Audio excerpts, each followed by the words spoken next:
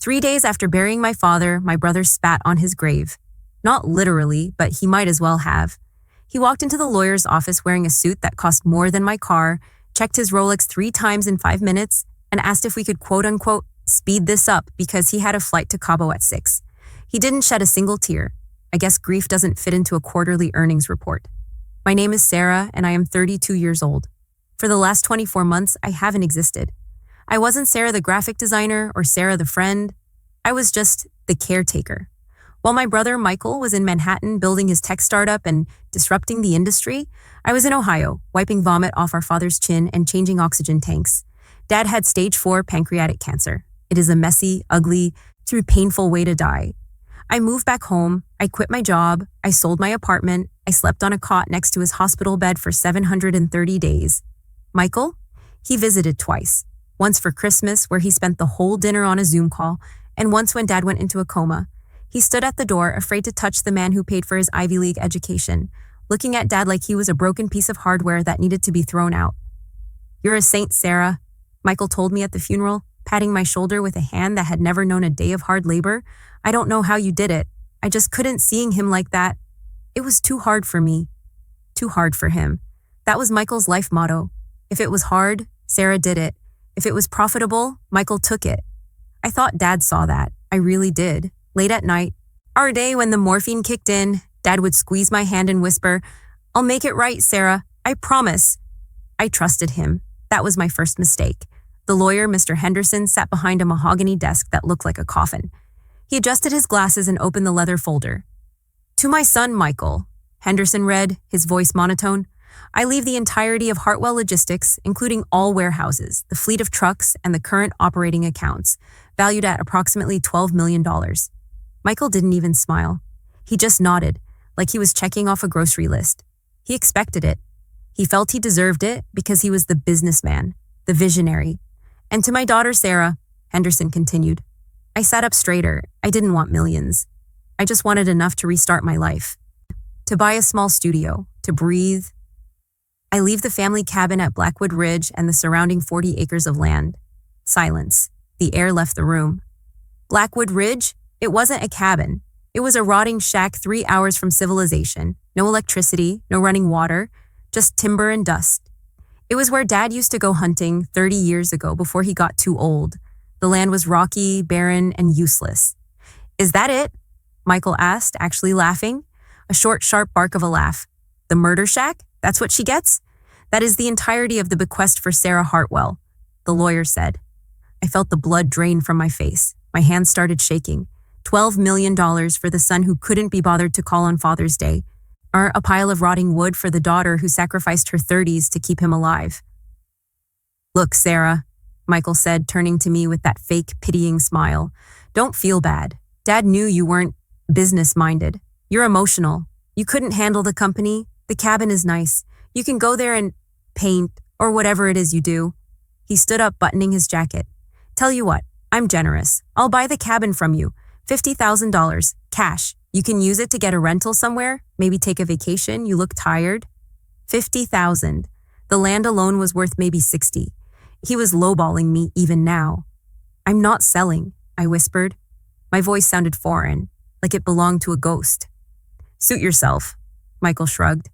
"But the property taxes on that dump are due next month. Don't come crying to me when you can't pay them. I have a company to run." He walked out. He didn't look back. I sat there staring at the lawyer. "Why?" I asked. "Why would he do this?" Mr. Henderson took off his glasses. He looked at the closed door, then back at me. His expression changed. The professional mask dropped. He looked nervous. "Sarah," he said quietly, "your father was heavily medicated at the end, but he was very specific. He drafted this will 6 months ago, before the morphine took over." He reached into his briefcase and pulled out a thick, sealed envelope. It wasn't legal-sized. It was personal stationery. "He told me to give you this only after Michael left the room. He made me swear on my license that Michael would never know this envelope exists." I took it. It was heavy. "What is it?" I asked. I don't know," Henderson said. "But your father said that if you are the woman he raised, this is worth more than a logistics company." I walked out to my car, a 10-year-old sedan with a cracked windshield. I sat in the parking lot watching Michael's Porsche tear out onto the highway. I ripped open the envelope. Inside there was a letter written in Dad's shaky handwriting and a USB drive. The letter was short. Sarah, I know you hate me right now. I know you think Michael won. Let him think that. Let him be arrogant. Let him be loud. Michael sees the world in quarterly profits. You see the world in details. Go to the cabin. Take the metal detector in the shed. Walk to the coordinates on the USB drive. Dig. And for God's sake, do not trust anyone. Not even Henderson. Burn this letter. I looked at the letter. Then I looked at the USB drive. My sadness evaporated. The tears stopped. In their place, something cold and hard settled in my chest. A feeling I hadn't felt in 2 years. Curiosity and rage. I wasn't going to paint. I was going to dig. I started the car. I had a 3-hour drive to Blackwood Ridge, and I had a feeling that Michael's $12 million was about to look like pocket change. Blackwood Ridge was worse than I remembered. It wasn't just a cabin in the woods. It was a rotting carcass of timber and rusted metal, surrounded by 40 acres of nothing. No neighbors, no cell service, just the sound of wind howling through dead pine trees.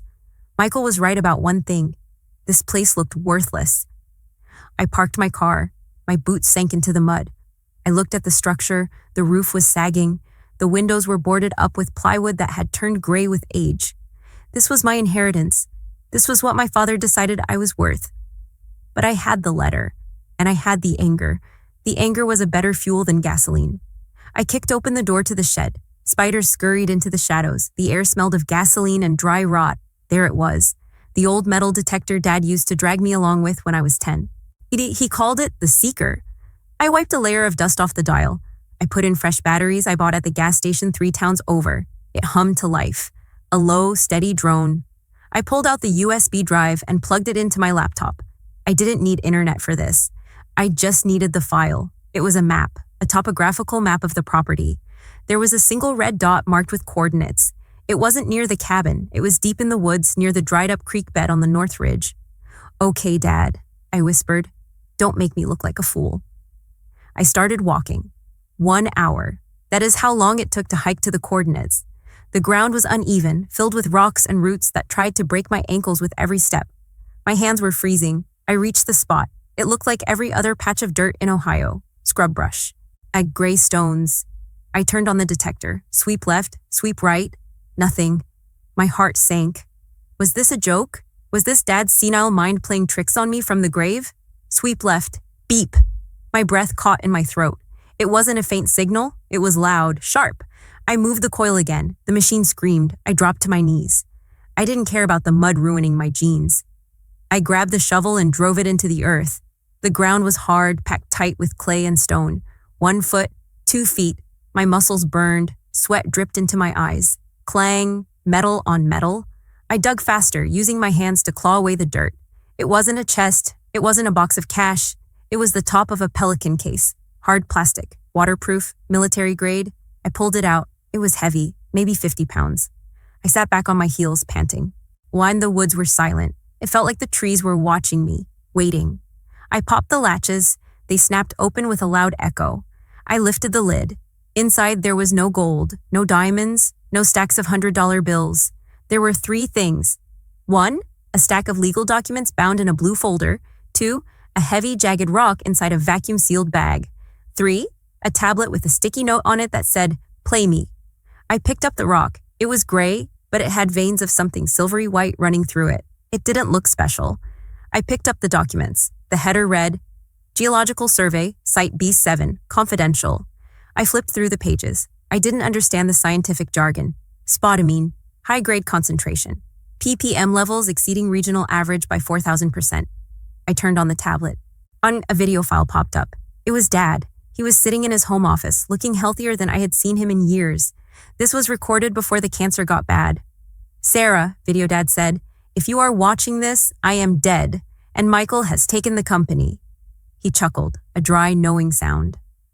Michael sees what is in front of him, warehouses, trucks, inventory. He thinks that is wealth. He never looked down. He never looked at the land.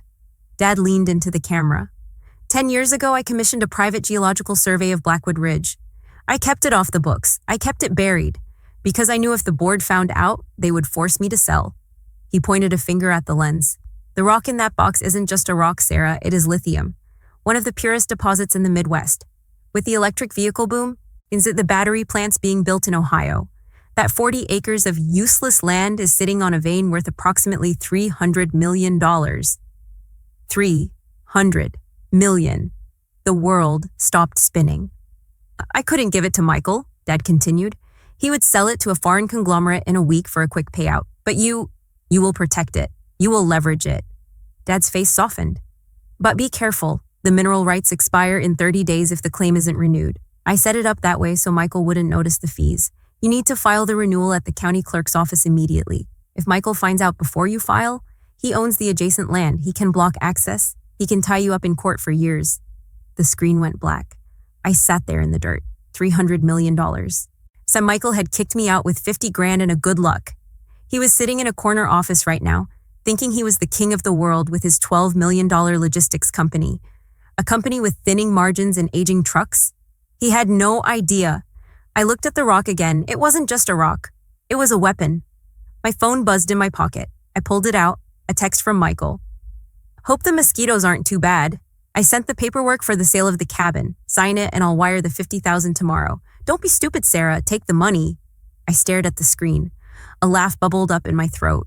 It started low and turned into something loud. Something almost manic.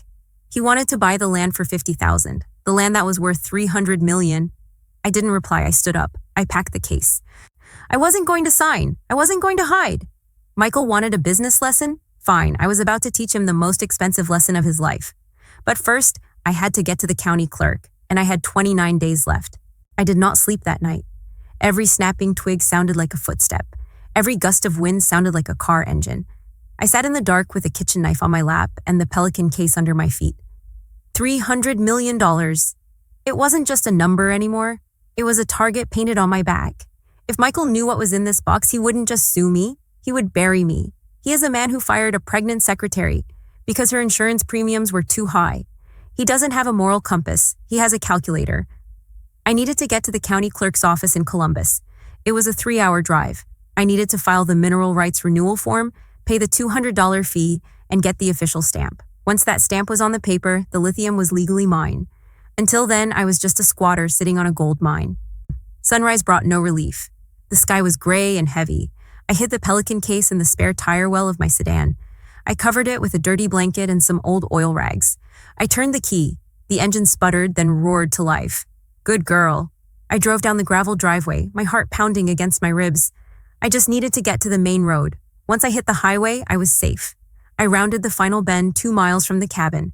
I slammed on the brakes. The road was gone. In its place was a massive yellow bulldozer. It was parked sideways across the narrow dirt path, blocking the only exit.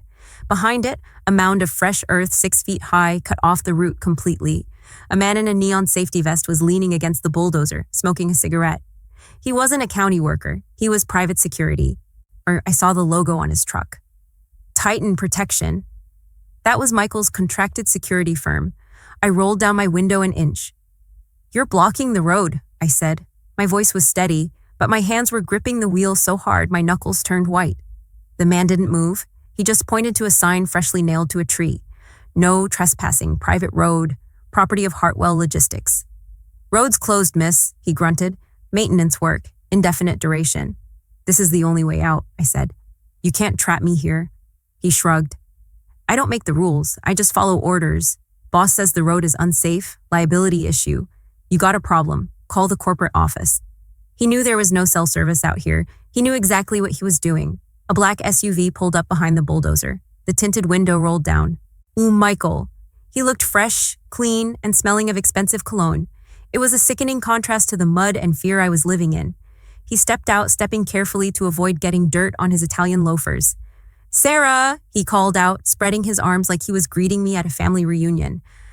I tried to call, but, well, reception is terrible out here. I was worried about you. I got out of the car. I had to play this perfectly. If he sensed I was hiding something, he would tear that car apart. Move the truck, Michael, I said. I can't, he sighed, feigning helplessness. Our surveyors found a sinkhole risk on this road. It's a death trap. As the owner of the adjacent land, I have a legal duty to secure the perimeter. He walked closer. He stopped 3 feet away. Too close. Look at you. he said, then his voice dropping low. You look exhausted. You're not built for this life, Sarah. You're a city girl. You need Wi-Fi and oat milk lattes, not this. He pulled a folded paper from his jacket pocket. I updated the offer, $75,000, and I'll have my guys tow your car out of here right now. You can be back in civilization by lunch. He held out the pen. I looked at the contract. It wasn't just a sale agreement, it was a quitclaim deed. It meant I would surrender all rights, known and unknown, immediately. Why do you want it so bad? I asked. It's just rocks and trees. Michael's eyes narrowed. For a split second, the mask slipped. I saw the greed. It's about legacy, Sarah, he lied smoothly. I want to preserve Dad's hunting grounds. Turn it into a retreat for the executives. It's sentimental. Sentimental. One Michael wouldn't save a kitten from a fire unless he could write it off as a charitable donation. I need time to think, I said. You don't have time, Michael snapped. The charm was gone. I have construction crews scheduled to start clearing the perimeter tomorrow. This road stays closed until I say it opens. You're trapped, Sarah. No water, no power, no way out. He leaned in, his breath smelling of mints and coffee. Sign the paper. Don't be a martyr. Nobody cares about a martyr. I looked him in the eye. Get off my property. Michael laughed. He shook his head. Have it your way. Enjoy the camping trip. Weather forecast says a storm is coming. He got back in his SUV. The security guard smirked at me. They weren't leaving. They were setting up a perimeter. I was under siege. I reversed the car. I drove back to the cabin. My mind racing. He blocked the road. He thought that was the only way out. He forgot one thing. I spent my childhood summers here. I knew these woods better than his paid mercenaries ever could. There was an old deer trail on the South Ridge. It was steep, dangerous, and overgrown. It led down to the old state highway 5 miles away. I couldn't take the car. I had to hike, but I couldn't leave the lithium sample or the survey papers. I went into the cabin. I grabbed my hiking backpack, water, flashlight, a jacket, and the Pelican case. It was heavy. The rock alone weighed 10 pounds, but I wasn't leaving it. I waited until nightfall. The woods turned pitch black. The wind started to pick up, howling through the branches. I stepped out the back door. I could see the headlights of the security truck down by the main road, and they were watching the front.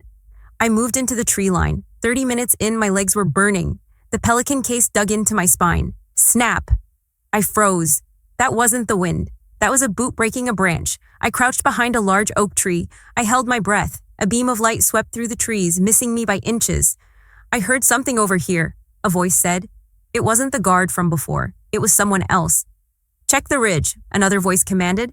Mr. Hartwell said she might try to run. He wants eyes on her at all times. My blood ran cold. He wasn't just blocking the road. He had men in the woods. He was hunting me. I realized then that this wasn't just about bullying me into selling. Michael knew something. Maybe he didn't know about the lithium specifically, but he knew there was something valuable enough to hire a paramilitary team to keep me contained. I was alone, unarmed, carrying $300 million on my back, and there were 2 men with flashlights and walkie-talkies closing in on my position. I looked at the terrain. To my left, the safe path. To my right, the ravine, a 50-foot drop into darkness. The footsteps got closer. I tightened the straps on my backpack. I wasn't going to hide. I was going to run. And I was going to make Michael regret the day he underestimated his little sister. I took a deep breath. Run. I didn't run away from the flashlight. That's what a prey animal does. Instead, I ran toward the ravine. The guard shouted, "Hey, stop!" I didn't stop. I reached the edge of the drop, 50 feet of shale and darkness. I tightened the straps on the Pelican case. I prayed the plastic would hold. And then I jumped. I didn't fly. I tumbled. I hit the slope hard. Rocks tore at my jeans. Branches whipped my face. The world was a blur of pain and noise. I rolled, slid, and crashed through a thicket of thorns before hitting the wet gravel of the creek bed. Everything went black for a second. I gasped, tasting blood. My left ankle was throbbing. My ribs felt like they were on fire. But I was alive, and I was at the bottom. I looked up. High above, 2 flashlight beams swept the edge of the cliff. She couldn't have gone down there, one voice echoed. That's a death drop. Let's check the perimeter, the other said. They walked away. They thought I was dead. Good. Dead people are hard to track. I limped for 3 miles through the dark, following the creek until it intersected with Route 9. It was 3 in the morning. I looked like a nightmare. Mud in my hair, blood on my cheek, limping. A long-haul trucker named Earl pulled over. He was driving a rig full of timber. He took one look at me and didn't ask a single question. He just poured me a cup of lukewarm coffee from his thermos. Where to? Earl asked. Columbus, I said. The county administration building, and I need to be there by 8 a.m. Earl nodded. Buckle up, darlin'. We'll make it. I sat in the passenger seat, or clutching the Pelican case like it was a newborn baby. I watched the sun come up over the Ohio fields. It was a beautiful golden sunrise. Michael was probably waking up in his penthouse right now, ordering an espresso, thinking I was still crying in a cabin with no electricity. He had no idea that the ghost was coming for him. 8:05 a.m. I walked into the county clerk's office. The fluorescent lights were blinding. The air smelled of floor wax and bureaucracy. I was the first person in line. The clerk, a woman named Barbara with reading glasses on a chain, looked at me over the counter. She looked at my torn jeans. She looked at the mud on my boots. Rough night? She asked, raising an eyebrow. You have no idea, I said. I hoisted the Pelican case onto the counter and opened it. I pulled out the blue folder. I need to file a renewal for mineral rights claim number B7, the Hartwell estate. Barbara took the papers. She typed something into her computer. Click, click, click. The seconds felt like hours. I kept looking at the door, expecting Michael's security team to burst in. System's a bit slow today, Barbara mumbled. My heart hammered against my ribs. Come on, come on. Here we go, she said. Fee is $200. I pulled out my credit card. It was maxed out, except for exactly $300 of available credit. Declined, the machine beeped. My stomach dropped. Michael.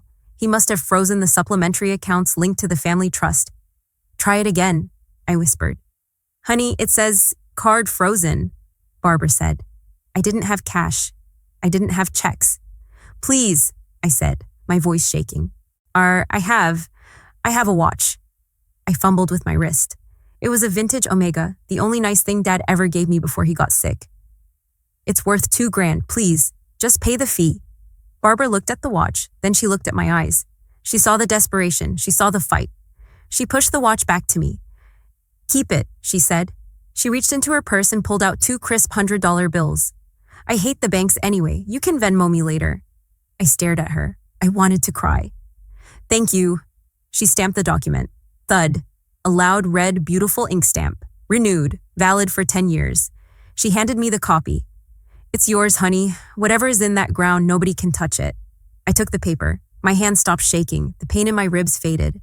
I wasn't Sarah the caretaker anymore. I was Sarah Hartwell, owner of the Blackwood Lithium Deposit. 11 a.m. I walked into the glass lobby of Hartwell Logistics headquarters. I hadn't showered. I hadn't changed. I still had dried blood on my forehead. The receptionist, a new girl who didn't know me, gasped. Ma'am, you can't be in here. I'm calling security. Call them, I said, walking past her. Tell them Sarah Hartwell is here to see her brother. I took the elevator to the top floor. The executive suite. The doors opened. Michael was standing at the head of the conference table. The board of directors was there. They were drinking champagne.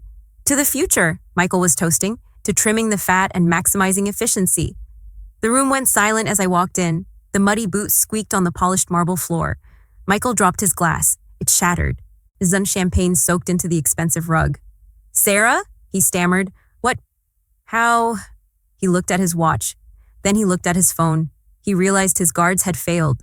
You look terrible, Michael sneered, recovering quickly. He forced a laugh for the board members. Everyone, this is my sister. She's been camping. She's a bit unstable. He walked over to me, lowering his voice to a hiss. Get out, now. Before I have you dragged out, you have nothing. I didn't yell. I didn't scream.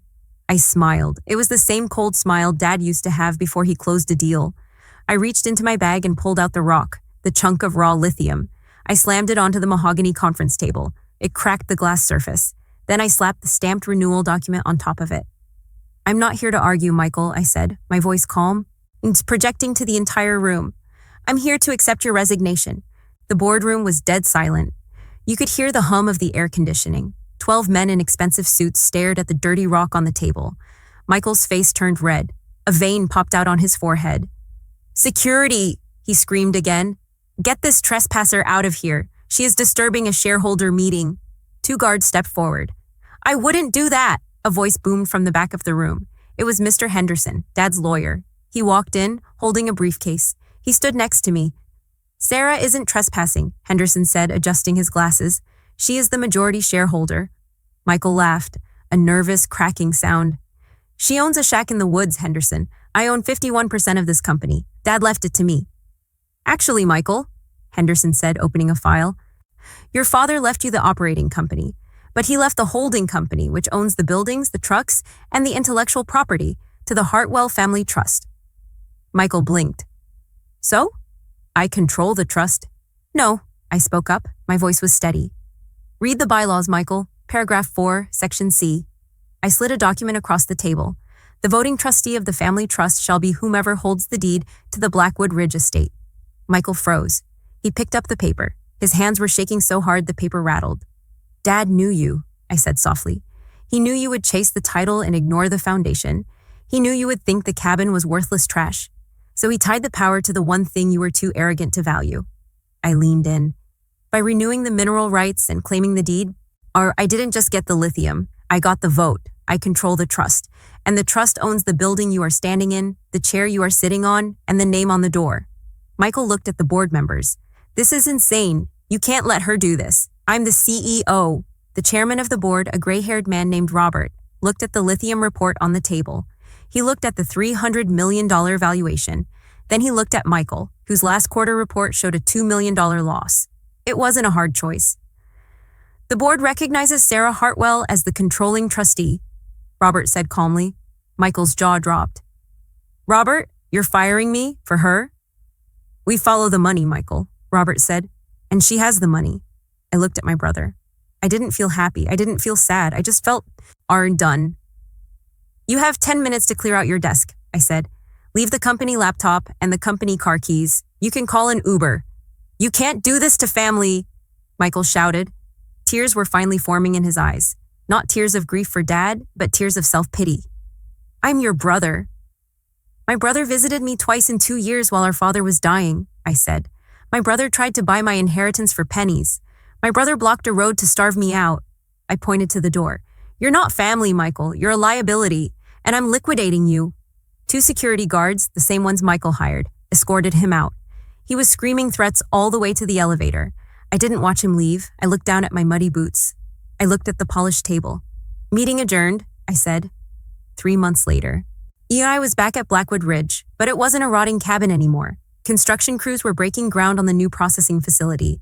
But I kept the old cabin standing. I renovated it. I put a fresh coat of paint on the walls and fixed the roof. I sat on the porch drinking coffee. My phone buzzed, a notification from the bank. The first royalty payment from the mining lease had just hit my account. Amount $4,200,000. I smiled. I transferred $50,000 to Barbara, the clerk who paid my fee. I transferred another $50,000 to Earl, the trucker who gave me a ride. Then I opened my email. One unread message from Michael. Subject, please call me. Body, Sarah, I'm broke. The lawyers took everything. I can't pay rent. Dad wouldn't want this. Please. I looked at the message. I thought about Dad. I thought about the nights I spent sleeping in a hospital chair while Michael was partying in Manhattan. I hit delete. I put down the phone and looked at the sunset over the ridge. The air was clean. The future was bright. Dad was right. The best revenge isn't screaming, it's living well and burying your enemies under a pile of success. My name is Sarah. I was a caretaker. Now I'm a queen, and long live the queen.